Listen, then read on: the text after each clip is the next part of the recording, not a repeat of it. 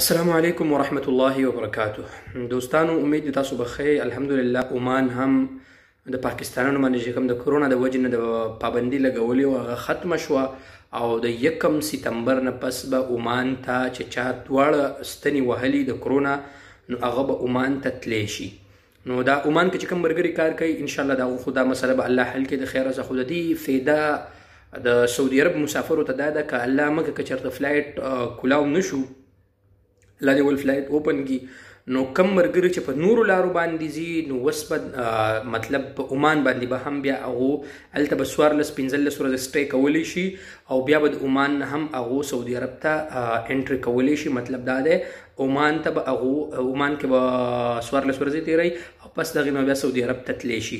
نو کم مرګرو چې خپل ویکسین نه دي پوره کړی خپل تاریخ وګورئ، خپل ویکسین پوره کوي. کم مرګري چې سعودي عرب ته ځي، عمان ولې مرګري هم خپل ویکسین پوره کوي، دواړه خپل سرټیفیکیټ یې دغه کوي، د هغه ځای د قانون مطابق ځان هغه ته برابر کوي.